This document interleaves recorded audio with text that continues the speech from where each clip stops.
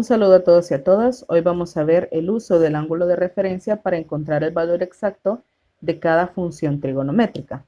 Nos vamos a ayudar con esta tabla que está basada en los ángulos notables, que son los de 0, 30, 45, 60, 90, 180 y 270 grados.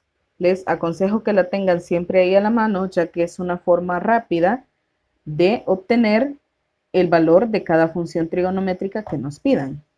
Las funciones trigonométricas de los ángulos de 30, 45 y 60 grados se obtienen por medio de los triángulos rectángulos notables, pero los ángulos de 0, 90 grados, 180 grados y 270 los podemos calcular por medio del círculo unitario.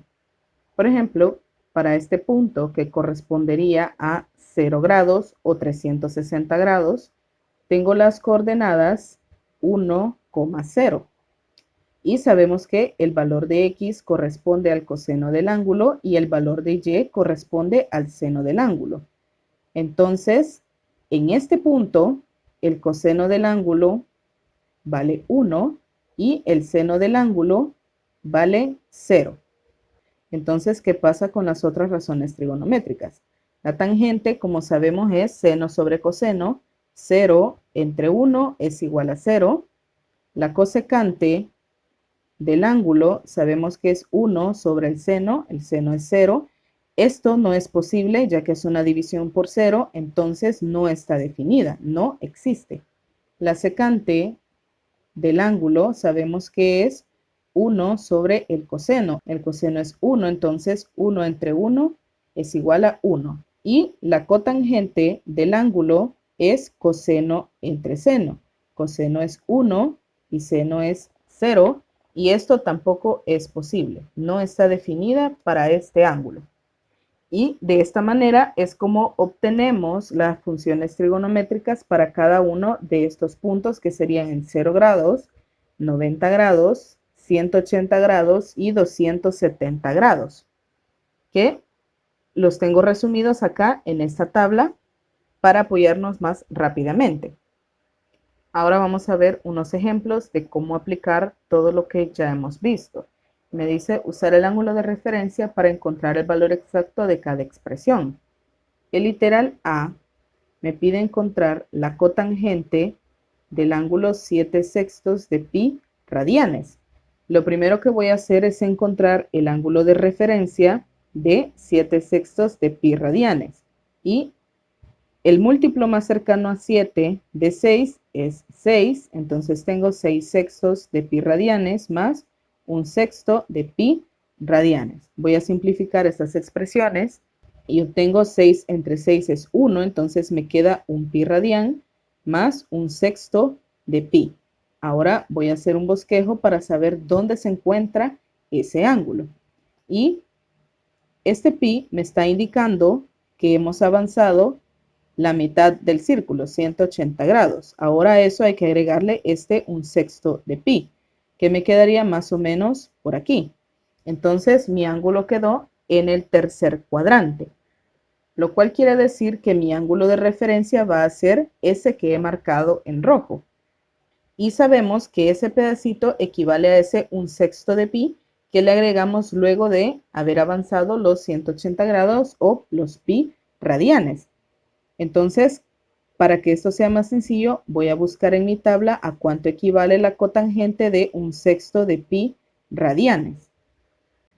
Y como podemos observar acá, tengo aquí el ángulo 1/6 de pi o pi sextos, y la cotangente de ese ángulo me dice que es raíz cuadrada de 3. Y basándonos en la teoría de los signos de las funciones trigonométricas, la cotangente en el tercer cuadrante es positiva. Por lo tanto, tengo que la cotangente de 1/6 de pi es raíz cuadrada de 3. Y como ya evaluamos el signo, tengo que la cotangente de 7/6 de pi es raíz cuadrada de 3 positivo. Ahora veamos el literal B. Me pide calcular la secante del ángulo 11/4 de pi radianes. Y lo primero que voy a hacer es encontrar el ángulo de referencia de 11/4 de pi radianes. Entonces, el múltiplo más cercano a 4 de 11 es 8.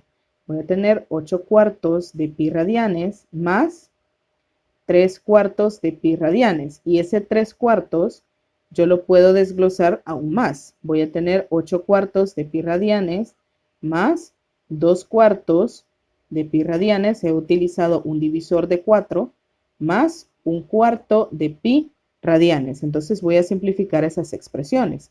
8 entre 4 es 2 pi radianes más, esto lo puedo simplificar mitad 1 y mitad 2, un medio de pi radianes más un cuarto de pi radianes.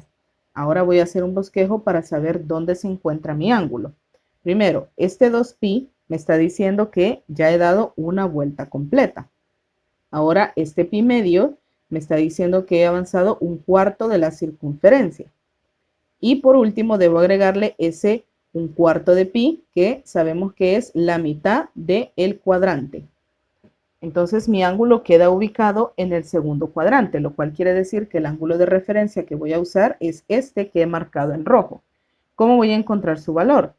A el cuadrante total, que es 90 grados o un medio de pi, le voy a restar ese un cuarto. Y esto me va a dar de resultado un cuarto de pi radianes. Entonces ahora voy a ir a buscar en mi tabla a cuánto equivale la secante de un cuarto de pi radianes. Y como podemos observar, mi ángulo está acá, un cuarto de pi o pi cuarto, y me dice que la secante equivale a raíz cuadrada de 2. Entonces, la secante de un cuarto de pi es raíz cuadrada de 2. Pero como el ángulo me quedó en el segundo cuadrante y la secante aquí es negativa, entonces la respuesta de la secante de un cuarto de pi radianes es menos raíz cuadrada de 2. Ahora vamos a ver el literal C. Me pide calcular el seno del ángulo menos 2/3 de pi, un ángulo negativo. Primero voy a encontrar el ángulo de referencia de 2/3 de pi. Y esto lo puedo expresar como 1/3 de pi más 1/3 de pi. Entonces ahora voy a hacer el dibujo para saber dónde se encuentra. Como es negativo, debo ir como las agujas del reloj. Primero tengo 1/3 que quedaría por aquí, lo voy a marcar con una línea punteada. Y partiendo de ahí, tengo que movilizarme 1/3 más. Me quedaría más o menos aquí. Entonces, como mi ángulo se ubica en el tercer cuadrante, yo sé que el ángulo de referencia va a ser este que estoy marcando en rojo. Pero ¿cómo voy a saber cuánto mide ese ángulo? Acá yo tengo 1/3 de pi.